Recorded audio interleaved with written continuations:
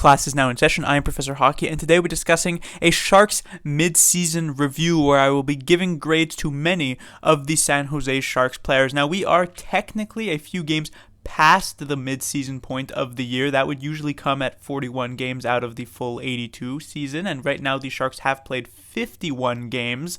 However, with the sort of bye-week / all-star game break that is going on currently, this seemed like as good a time as ever to sort of catch up with how some of these Sharks players have played. Now, obviously, we need to set a few caveats before we actually get into the discussion here. So as per usual, when it comes to these types of grading reviews, this is based on my preseason expectations for each and every one of these players. Just because player A might have a better grade than player B does not necessarily mean that I think player A is more valuable or better than player B. For instance, if you take a look at this list, you'll see that Megna has a B while Tomas Hertl has a B-. That does not mean that I think Megna is an objectively better player than Hertl. It's just that coming into the season, I had higher expectations for Hertl that didn't necessarily get met compared to Megna. So that's one thing as per usual. The second thing is usually when I do these types of gradings, I will give each player their specific video to themselves, so they'll have a good 5 to 7 minutes discussing how I ended up reaching that grade. But since we're going to be reviewing 19 players, so that I'm not making a 1-hour video, I will only be giving about 45 or so seconds to each player, so hopefully I will be able to communicate why I felt this grade was fair for them in that shorter amount of time. And then finally, one thing I do also want to mention is that I'm going to be grading them in their order of jersey number from lowest to highest. There is no secret special ranking that I have here where it's from favorite player to least favorite player or vice versa. It's just felt like the jersey number thing could be a very objective way of just going from player A to player Z.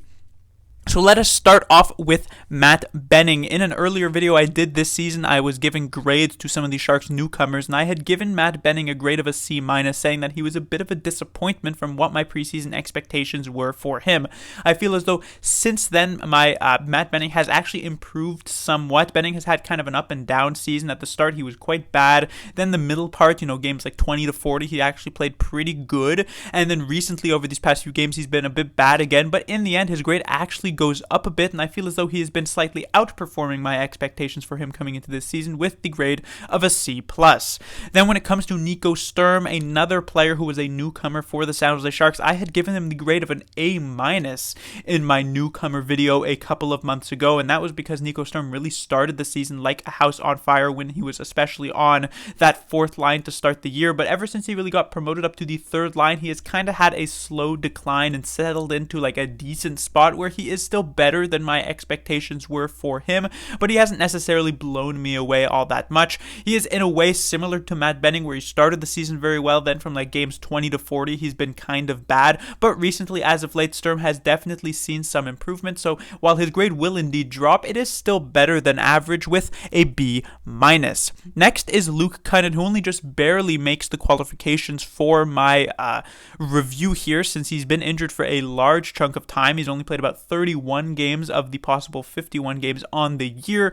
Cunnin is also a newcomer. Interesting enough, most of the newcomers to the Sharks have very low numbers, so they come right at the start here, and I had given him a C-. I felt as though since that point, Cunnin has improved slightly, but still not really been, outperformed anything. He hasn't been super impressive, and as such, I end up giving him a very average, right down the middle grade of a C. Then when it comes to Nick Bonino, obviously I haven't made my feelings for Nick Bonino any secret. However, I saw a comment the other day from a fan of a different team saying how they'd love to pick up Nick Bonino for their squad as a fourth liner, and that's exactly the situation and the issue when it comes to Nick Bonino, is that most people and should be viewing this player as a fourth liner who might not even be able to play every single game in the lineup for an actual good team, but just due to the fact that the Sharks roster is weaker and for whatever reason there is massive favoritism towards him, he ends up not only frequently getting third line spots, but also at times being played up in the Sharks top 6, which should just never really actually happen. And so based on expectations of him being a fourth liner, Bonino hasn't been completely awful this season, I still give him a below average grade of a C-. But of course, if I was grading him on the basis of being a top 6 forward like he has played at multiple times this season, he'd obviously have like an F. It's just that would seemingly be unfair. It's not technically his fault that he's being played in those roles, and so ends up with that C-. Next, we have Steven Lorentz, who in my newcomers video I gave a C+, and that actually remains quite constant. Lorentz has been an okay part of the San Jose Sharks' fourth line thus far this season, considering I expected him to be like a fourth liner in and out of the lineup. The fact that he's actually managed to lock down a major spot, well, a main spot, I should say, and actually deserving of that, makes me give him a slightly better than that C grade, so he indeed remains with the C+. And then finally, for the newcomers, we have Oscar Lindblom, who I had originally given the grade of a D-, only just barely above a failing grade, because Lindblom had been so disappointing up to that point, and that kind of continued for a very large chunk of time. But I'd say over the last dozen or so games, Lindblom has seen some improvement in his game. Still overall a disappointment for sure here, as we are at and over the mid-season point of the year, but definitely not as much so, and as such I end up giving him the grade of a D+.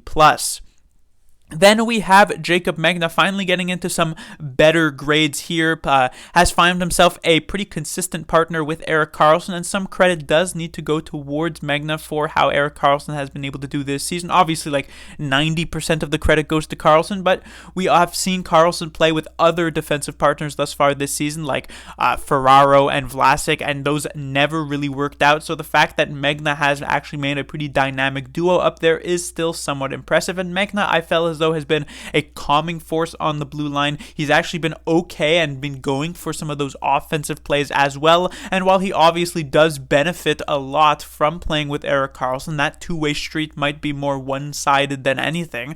It's still, a solid year for him, and as such, I give him the grade of a B. Next, of course, is Timo Meier. At the end of last season, I gave Meier the A+ grade, my first ever A+ in any sort of grading for any sort of Sharks player, because I was just so impressed with him. This year, he does drop the plus, but still manages to maintain an A. It's kind of an awkward situation, because I feel as though he's still been like very dominant in many of the games, but just not as large of a percentage of the games as he was dominant in last season. Now, that has something to do with the fact that his line mates haven't necessarily been as consistent and as great. Last year, he played a lot with Hertl and Barabanov, which is like three of the better Sharks forwards on the team. This year, of course, he's been playing a decent amount with Hertl and LeBanc, and then recently some Hertl and Eyssimont and things of that nature. And so the line is technically slightly worse, so maybe you could expect some sort of drop-off like that. But in the end, I still thought Meier has had an incredibly strong season, 28 goals on the year, very good. As such, he gets an A. And then we get to Kaapo Kähkönen, the Sharks goaltender, who will have the first ever failing grade given by me, an F for Kähkönen. I was actually indeed considering giving him like a D-, because technically it's not as though every single game he has played thus far this season has been terrible. I mean, he does have a shutout at the very least, but if I wasn't going to give Kähkönen an F here, I felt as though I would never give any player an F, because this has just been an absolutely awful season for a particular player. His goals against average is close to a 4.00, which is like never seen from any goaltender outside of like a 2 or 3 game sample size, and Kähkönen has played a couple dozen games thus far this season. It's just been genuinely awful. He's been one of the worst goaltenders in the entire league thus far this season, and you can't really give him much more than that F. Next, we have Mario Ferraro, the massive fall from grace. It was only a couple of years ago where I had given him a grade of an A- at the end of the 2021 season. Now, suddenly, in the 2022-2023 season, I'm now giving him a D-, just above a failing grade. Ferraro has been also very bad thus far this year. I mean, he's continuing to block shots, I guess, but he's constantly in his own zone. He's frequently giving up the puck. He is losing track of his own man in his own zone as well. He's so committed to blocking those shots because of the fact that he's always playing in that defensive zone. It's just been kind of disastrous, and like watching a car crash happen time and time again when he is on the ice. He's been honestly out of the main six that played by far the worst defenseman for the San Jose Sharks, which is just so disappointing because, like I said, a couple of years ago, he was looking like a promising on the up and up type of defenseman for the Sharks, could potentially be, a future top 4, if not top 2 guy. And now suddenly it's like, should this player even be in the NHL at this point? The only reason he may very well be is because of the fact that the Sharks don't necessarily have that many better options. Next is Logan Couture, who I have given the grade of a B. A pretty good season for Couture, at least points-wise. He's definitely right up there. It's been kind of awkward because his defensive game has left a lot to be desired, which is usually something that Couture does have going for him. It was only a few years ago where many considered him to be like a Selke candidate at times, not necessarily at the level of like a Bergeron or a Barkov, but in that top 10 at the very least. But that has completely fallen off a cliff at this point.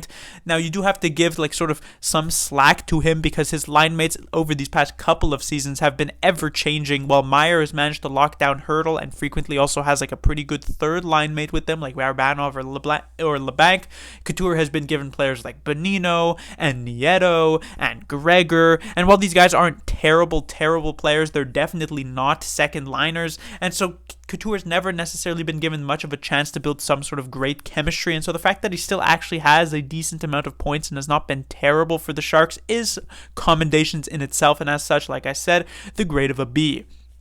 When it comes to Jonah Gadjevich, probably one of the more boring reviews on the team here for the San Jose Sharks. Really just played enough games to be able to get the review. My preseason expectations would be that he'd be in, out of the lineup on the fourth line, not really doing much. And he has been in and out of the lineup on the fourth line, not really doing much. So I guess you could say he's right in line with that. Next is Marc-Edouard Vlasic, who has actually seen an improvement this season, which is kind of a surprise because over the past couple of years, it's been kind of a steady decline in his game, where at a point last year, he barely even deserved to be in the lineup. He was like a 7th defenseman near the end of that season for the San Jose Sharks, or at the very least, he should have been. But this year, he has been definitely more of like a possible 5th type of defenseman for the San Jose Sharks, which definitely is an improvement. He obviously was a part of the Matt Benning, Marc-Edouard Vlasic shutdown pairing, which is not that great compared to other shutdown pairings around the league, but it was decent enough from a San Jose Sharks perspective. And so the fact that Vlasic was definitely better than expected does allow him to get that B-. It's not as though he was amazing. He's not back to what he was. He's not even half of what he once was many years ago, but still a B- that is. Next, we have James Reimer, the Sharks' other goaltender, and it's obviously not a great look that the backup has an F and the starter has a D, but it's been a massive fall from James Reimer. Last year, he was very, very good with the San Jose Sharks, looked easily like he could get moved because he would be a solid veteran goaltender for any other playoff team in particular. This year, that doesn't necessarily seem to be the case. While he started the season off pretty decently, I would say those first couple of months certainly weren't all that bad from Reimer and were actually kind of good. As of late, over these past couple of months, they've been genuinely awful, and the only reason he doesn't end up getting that F is because he started the season off rather well, and as such, he ends up with the grade of a D. Next comes Tomas Hertl, and similar to Couture, Hertl has of course been racking up the points, not too bad in that regard. It's just that I look at Timo Meier, I look what he does on that top line, he's driving the play forward, he's getting the opportunities, you notice him 80% of the shifts that he's on the ice. Tomas Hertl is closer to 50% of the shifts he is on the ice, and this player just signed for over $8 million and yet is playing like more of a $5 to $6 million player, the kind of guy who you get 60 points from and you're like, yeah, that's pretty good, when he's signed as the type of player who should be getting at least 70 points and actually being a noticeable player pretty much game in and game out, and yet we just don't really see much of that from Hertl. So his grade is not completely terrible, but a B- isn't necessarily all that great, and I'm still expecting more from him, and especially if Meier does get moved within the next few days, the next couple of weeks, Hertl is going to be the main guy on that top line.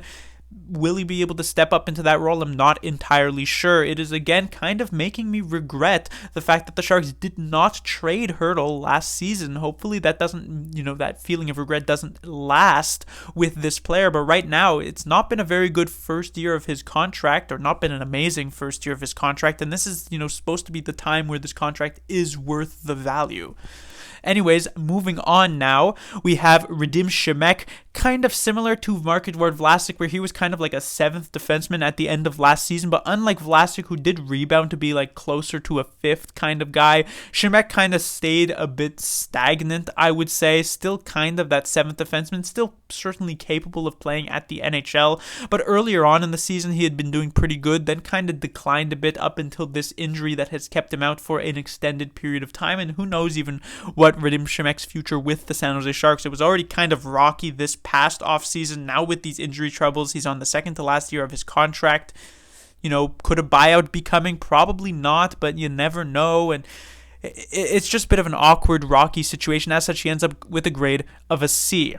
Next, we have Kevin Labanc, who has been having a bit of a weird season because it's been kind of a resurgence. He got put up to that top line for a pretty extended period of time and actually had some very solid chemistry with both Hertl and Timo Meier and has been putting up a decent amount of points. But as of late, he's been much more on the bench than actually on the main roster. But for kind of inexplicable reasons, I felt as though Labanc has actually been pretty good, even in the few games that he has played between these healthy scratches, and yet he's constantly shown the door by David Quinn. So I'm going to give him the grade of a B-, but you would expect the grade of someone who has been healthy scratched more than a handful of times to actually be lower than that, and yet I can't really find the justification to do so, so here he is.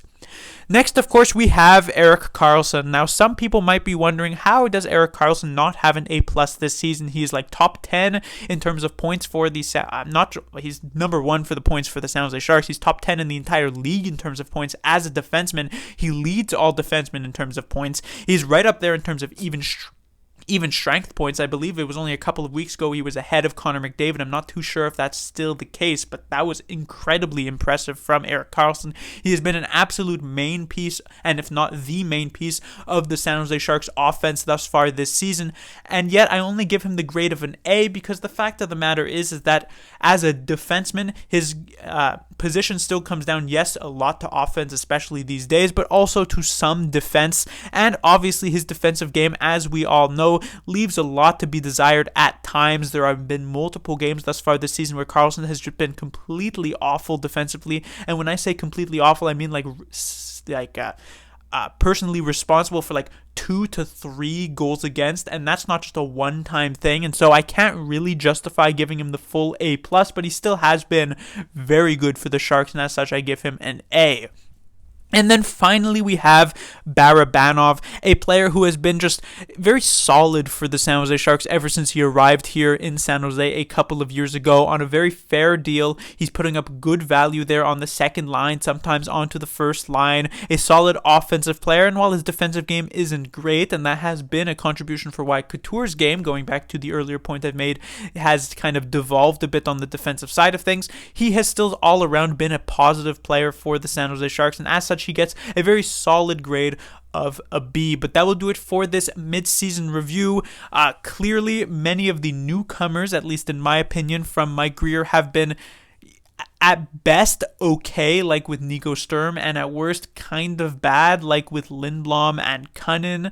But in terms of the other players, like the main players who were already here, at least some of them have been kind of solid. A decent resurgence from Erik Karlsson. Couture's been pretty decent. Hertl's been kind of Meier has been quite solid and consistent from last year. So generally, it's been an okay year from a Sharks roster perspective. But of course, the roster itself was just not very good from the get-go. And so it's not that much of a surprise that they are not in a playoff spot and competing instead for the Bedard spot. Class dismissed.